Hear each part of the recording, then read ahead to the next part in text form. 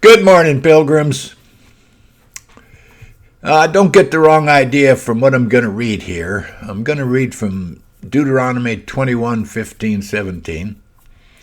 This does not condone more than one wife, does not condone bigamy or any of that kind of garbage. Anyway, inheritance rights of the firstborn. If a man has two wives, the one loved and the other unloved, and both the loved and the unloved have borne him children, and if the firstborn son belongs to the unloved, then on the day when he assigns his possessions as an inheritance to his sons, he may not treat the son of the loved as the firstborn in preference to the son of the unloved, who is the firstborn. But he shall acknowledge the firstborn, the son of the unloved, by giving him a double portion of all that he has, for he is the first fruits of his strength. The right of the firstborn is his. And if you wonder about this two wives thing, go back to Genesis. Look at Adam and Eve, the story of Adam and Eve, the true story of Adam and Eve. And you'll find out that there was one man and one woman. That was the first marriage, and that is the model. That is the model of the family. The man, one woman. Anyway, we'll keep going forward here with today's devotion. 5 November 1882, a good year. The General Convocation around Mount Sion was the title of Charles Spurgeon's sermon. He read from Hebrews 12:22 through 23. But ye are come unto Mount Sion, and unto the city of the living God, the heavenly Jerusalem, and to an innumerable company of angels, to the general assembly and church of the firstborn, which are written in heaven. So let us note the individuals who compose the company. They're all highborn, for they are all firstborn.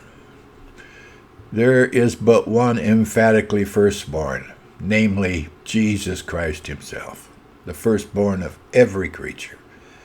But being one with him, we become the firstborn of God through the new birth, by our union to Christ, and by the blessed processes of grace, we are made and known to be the firstborn of God. Now the firstborn among men had the ascendancy and sway in the household, even as the meek shall inherit the earth. The day comes when righteousness shall be to the fore. The firstborn had the excellency. Reuben, thou art my firstborn, my might, and the beginning of my strength, the excellency of dignity and the excellency of power. The saints are in the earth, are the excellent, in whom is all my delight. The firstborn were consecrated to God. We too are dedicated, set apart unto God. For ye are not your own. Ye are bought with a price. We're bought with a very steep price. The firstborn were redeemed. So have we been purchased with the precious blood of Christ. The firstborn had the estate, the throne, the priesthood. Vast is the inheritance of the firstborn of God. All things are theirs. They are heirs of God, joint heirs with Christ. To the firstborn belonged honor. This honor have all his saints.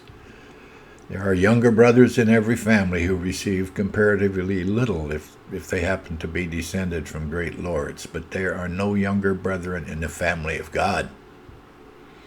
They are all firstborn, all heirs, and each one of them has all the estate.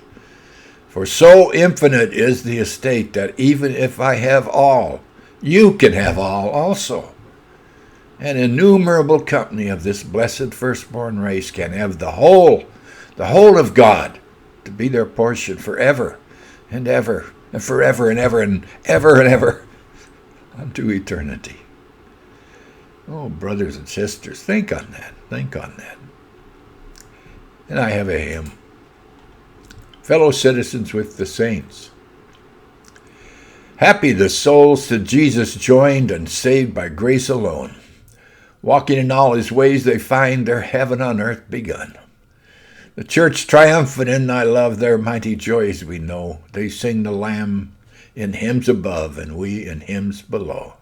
Thee in thy glorious realm they praise, and bow before thy throne. We in the kingdom of thy grace, the kingdoms are but one.